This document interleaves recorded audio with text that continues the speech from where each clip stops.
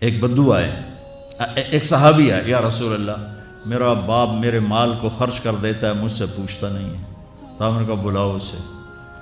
ان کو جب بلایا گیا تو اس نے پوچھا کیوں بلا رہے ہیں؟ کہ تیرے بیٹے نے شکایت کی۔ تو ان کو اتنا دکھ ہوا، انہوں نے چند اشعار پڑھے دل میں، زبان پہ نہیں، دل میں، اور مجلس میں آ گئے۔ جب پہنچے دربار رسالت تو جبریل آئے ہوئے، یا رسول اللہ اللہ تعالیٰ کہہ رہے ہیں اس کا مسئلہ بعد میں سنیں، اس سے کہیں وہ شعر سنا جو تو نے بیٹے کے گلے میں کہے ہیں، اور اب تیری زبان سے ادا نہیں ہوئے پر تیرے اللہ نے سنے۔ تو آپ نے اس سے فرمایا اچھا بھائی تیری گل تو میں بعد سنوں گا، تو پہلے میں نے شعر سنا۔ انہوں نے کہا اشہد انک رسول اللہ، میں گواہی دیتا ہوں آپ اللہ کے رسول ہیں۔ یا رسول اللہ میں نے دکھ میں چند اشعار زبان سے نہیں دل ہی دل میں دہرائے تھے، اور آپ کے رب نے عرشوں پہ سنا، واقعی آپ کا رب بھی سچا اور آپ بھی سچے۔ آپ نے کہا کیا کہا تھا؟ فَغَدَوْكَ مَوْلُودًا وَمُنْتُكَ يَافِعًا تَعُلُّ بِمَا أَجْنِي عَلَيْكَ وَتَنْهَلُ وَإِذَا ذَاقَتْكَ بِالسَّقْمِ لَمْ أَبِدْ لِسَقْمِكَ إِلَّا سَاهِرًا أَتَمَلْمَلُ كأني أنا المتروك دونك بالذي تركت به عيني وعيني تحمل تخاف الردى نفسي عليك وإنها لتعلم أن الموت وقت مؤجل فلما بلغت السن والغاية التي إليها مدى ما فيك أؤمل جعلت جزائي غلظة وفظاظة كأنك أنت المنعم المتفضل فإن لم تر حق أبوبتي فعلت كما الجار المجاور يفعل۔ میرے نبی کے ٹپ ٹپ آنسو، کہا میرے بیٹے جس دن تو پیدا ہوا ہم نے اس دن اپنی ذات کے لیے جینا چھوڑ دیا، ہم نے تیرے لیے زندگی کا سفر شروع کیا، تجھے ٹھنڈی چھاؤں میں بٹھانے کے لیے گرم ہواؤں سے لڑا، تمہیں ٹھنڈی ہواؤں سے بچانے کے لیے برفانی راتوں میں کام کیا، تیری ایک مسکراہٹ دیکھنے کے لیے ساری ساری رات تڑپا، ساری ساری رات اپنے آپ کو کوہلو کے بیل کی طرح اپنی ساری جوانی کا رس نچوڑ کے تیری ہڈیوں میں ڈال دیا، میں بوڑھا ہوتا گیا، تو پروان چڑھتا گیا،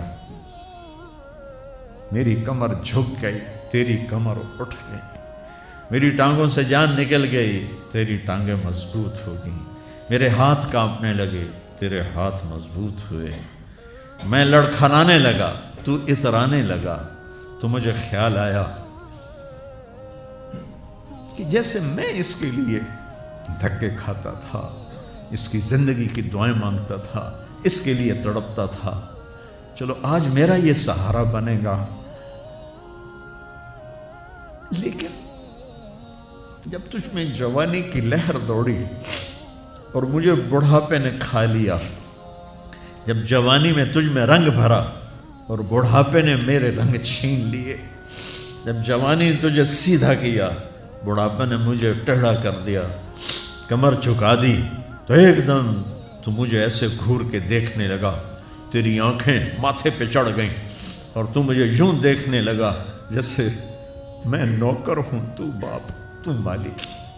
تو میں نے اپنی 30 سالہ زندگی کو جھٹلا دیا کہ ہاں میں باپ نہیں ہوں، میں نوکر، یہ میرا سردار ہے، اگر یہ بیٹا ہوتا تو یوں تو نہ کرتا، اس نے میری راتوں کے تڑپنے کو بھلایا، میرے گرمی سردی سے لڑنے کو بھلایا، کولو کے بیل کی طرح میرے چکر کاٹنے کو بھلایا، اپنی خوشیوں کو دفن کر دیا اپنے سینے میں، قبرستان بنا دیا اپنے سینے کو، اپنی خواہشات کا اور اپنی خوشیوں کا، اور آج تو مجھ سے ایسے بات کرتا ہے جیسے میں نوکر ہوں اور تو میرا آقا ہے۔ اچھا میرے بیٹے میں نوکر سہی، تو سب، پر میں تیرا پڑوسی تو بندہ پڑوسی سے پوچھ ہی لیتا ہے کیا حال ہے، کوئی ضرورت تو نہیں، اتنا ہی پوچھ لیتے۔ دیکھو میں آج رو رہا ہوں، یہ بڑے دردناک اشعار ہیں، میری اردو میں اتنی وسعت نہیں ہے کہ میں ان اشعار کا درد سمجھ سکوں اردو کے الفاظ میں، لیکن اتنا بتاتا ہوں کہ میرے نبی روتے روتے ہچکی لگی، اتنا روئے، اور آپ نے اس بچے کے گریبان کو یہاں سے پکڑ کر دفع ہو جا، میری نظروں سے دور ہو جا، انت و مالک لابیک، تیرا سب کچھ تیرے باپ کا ہے، یہی باپ آج تمہارے ہاتھوں ذلیل ہو رہے ہیں۔